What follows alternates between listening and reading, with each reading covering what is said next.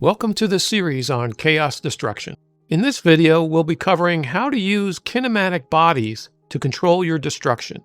Epic links and the link to the project files are in the description below.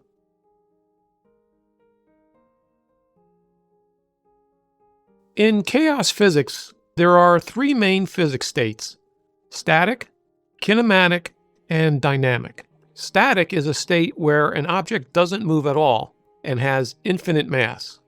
These are your typical anchor fields, as we discussed in part 3 of this series. At the opposite end, we have the dynamic state. This is your full physics mode, where the object moves and is fully affected by wind, gravity, and collision with other objects. This is basically the stuff that gets destroyed. And in the middle, you have the kinematic state. These objects move, but their movement is driven by something other than physics, such as an animation, the level sequence, or a script.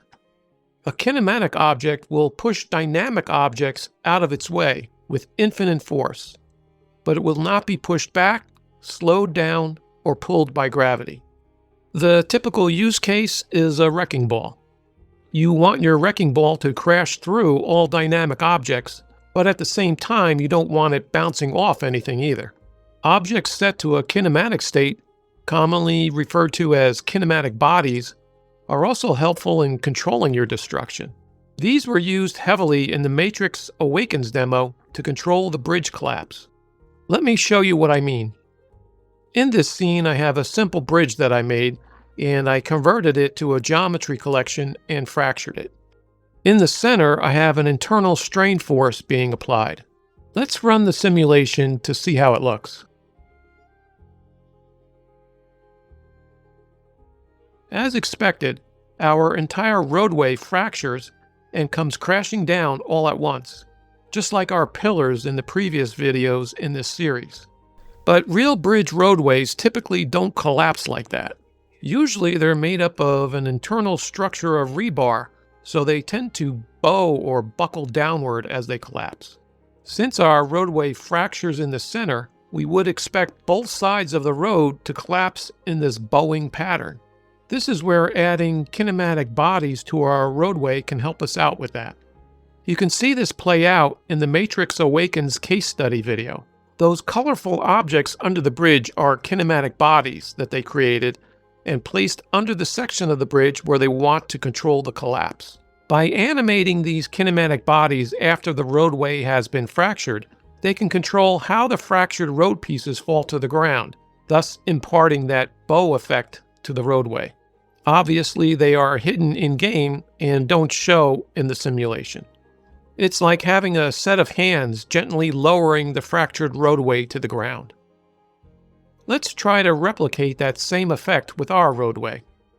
Keep in mind this is not going to be at the same level of movie realism as the Matrix Awakens demo, but the workflow is similar and will give us a more realistic end result. In order to keep this video short, I'm not going to cover every step in detail like modeling or animation. That said, by the end of this video, you will have a good understanding of the overall workflow. So, how do you create a kinematic body? These are super easy to make. In this scene, they are just a static mesh that I made and converted to a geometry collection without any fractures.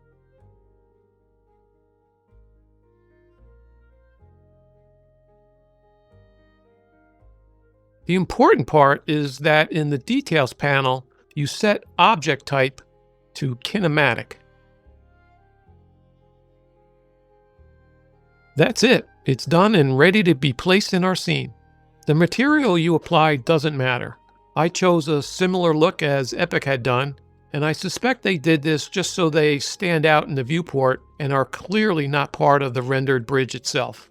The shape can also be whatever works for you to get the final result you want. The one thing to keep in mind is your thickness, or at least the thickness of your collision mesh object. If it's too thin, your fractured roadway pieces may pass right through your kinematic bodies during the simulation. An easy rule to remember is to keep them about 50% the thickness of your fractured roadway pieces. I created a simplified L-shaped version of what Epic created in their demo. So when the collision mesh is generated, which is just a simple box collision, I ended up with the thickness I needed, while keeping the profile of the kinematic bodies slim and not overpowering the scene. I also used the modeling tools to place the pivot point on the side of the mesh, similar to how you would place it for a door hinge. Now, once we have our kinematic body, it's just a matter of instancing them and laying them out to form our left and right side platforms to control our collapse. I again chose to follow what Epic did because I could see it gave them more control over the animation. Now, you could also simplify this by just making a single large left and right side platform. Since our roadway fractures in the middle, I wanted those center fractures to fall straight down first. I could control that by swinging the two inner kinematic bodies away just before I start lowering the left and right platforms. In the outliner, you can see I parented these pieces so that I only had to animate the main parent on each far side, and all the children kinematic bodies would follow along.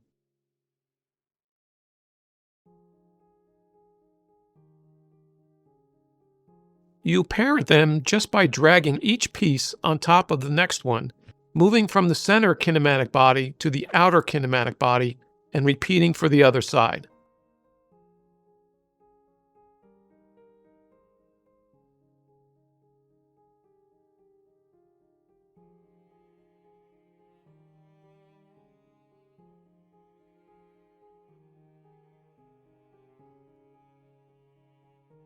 And last, I created a level sequence and added it to my scene and ensured autoplay was enabled.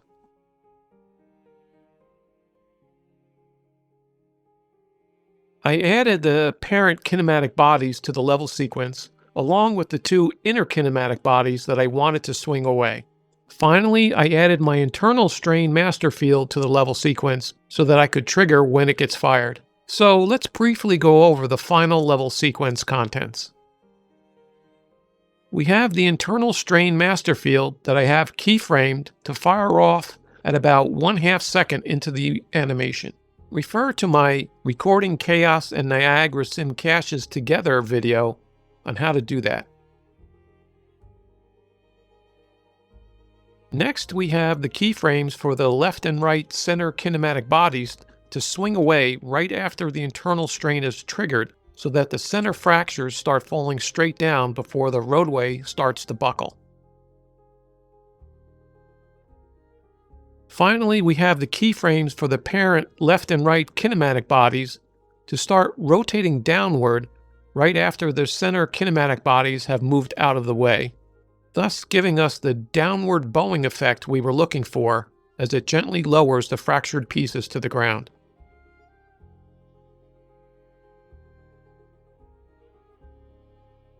To give the overall effect the feeling of bulk and enormous weight, I added a time dilation track to slow the whole simulation down by 50%.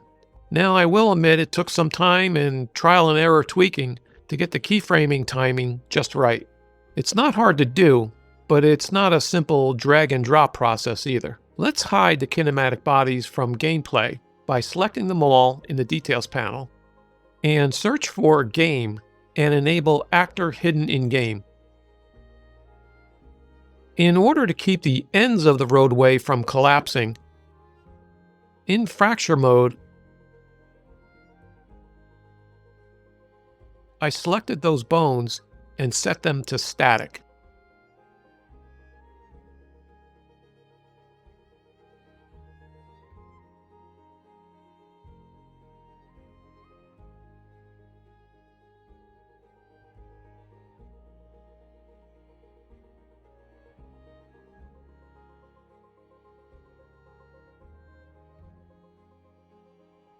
Let's run the simulation and see what we end up with.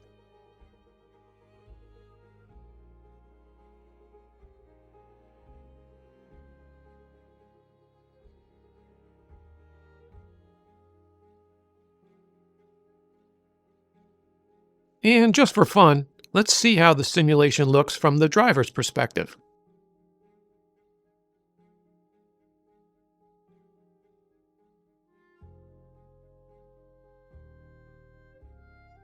Overall, I think it looks pretty good. There's always room for more tweaking and adding some Niagara effects, and I'll admit my animation skills aren't the greatest either. Every now and then you might see some fractures flying out of place. Those are collision issues that could probably be tweaked in the project settings, but I haven't played around with those settings just yet. If you end up with something you like, you can cache it just like any other simulation. Check out part 4 and also the Recording Chaos and Niagara Sim Caches Together videos in the series to see how to do that. And that concludes this tutorial on using kinematic bodies to control your destruction. If you found this video helpful, please hit that like button and subscribe to the channel. And if you want to support the channel, click on the Buy Me a Coffee link in the description below. I'll see you in the next video.